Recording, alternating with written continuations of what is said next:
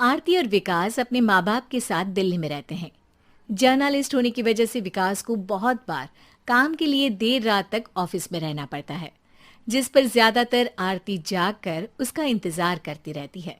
इसी तरह एक रात आरती विकास का इंतजार करते हुए घर की बालकनी में खड़ी होती है। इनकी जॉब तो जैसे मेरी सौतन बन गई है। मुझसे ज्यादा उसी के साथ टाइम स्पेंड करते हैं और हम यहाँ इंतजार करते हुए मर जाएं।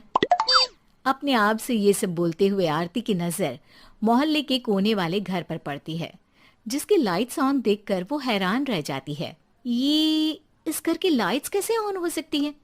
यहाँ तो सालों से कोई नहीं रहता। वो ये सोच ही रही होती है कि तभी उसे घर की खिड़की पर औरत की परछाई के साथ लाल चुन्नी दिखाई देती है, जिसे देख आरती डर से चिल्लाने लगती है।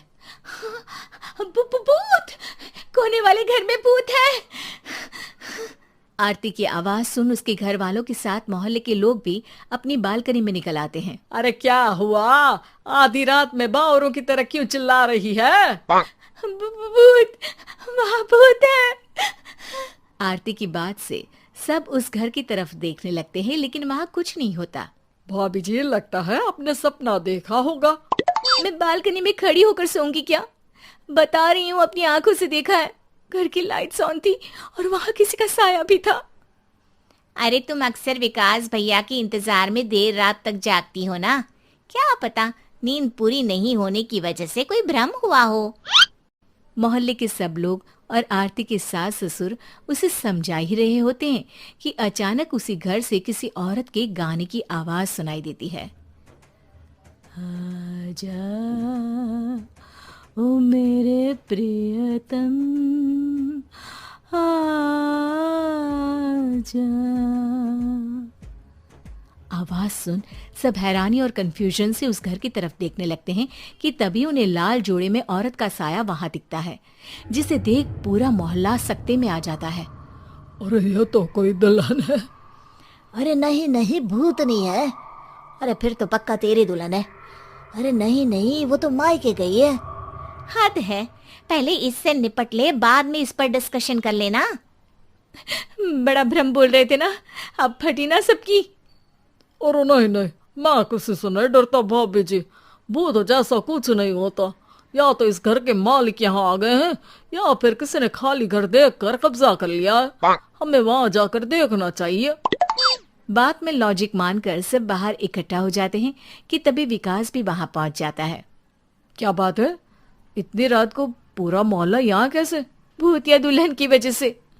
क्या तुम्हारे अलावा भी कोई दुल्हन भूतिया हो सकती है? इस भूतनी का किस्सा निपटने दो, फिर तुम्हें अपनी भूतनी दिखाती हूँ। अब सारे लोग मिलकर विकास को पूरी बात बताते हैं, जिसे सुन वो भी उनके साथ जाने के लिए तैयार हो जाता है। जिसके बाद वो सब डरते हुए उस घर के सामने जाकर खड़े हो जाते हैं। तुम सब यहीं रुको, मैं अंदर जाता हूँ। अकेले जाओगे? अरे नहीं नहीं, आप सबकी नकली भूतनी भी तो होगी ना मेरे साथ। कैसा मजाक कर रहा यार। रुक, मैं चलता हूँ साथ में। क्या मैं चलता हूँ? ये क्या गोवा घूमने जा रहे हैं जो मैं भी साथ चलता हूँ? कहीं नहीं जाओगे तुम, यहीं मेरे पास खड़े रहो।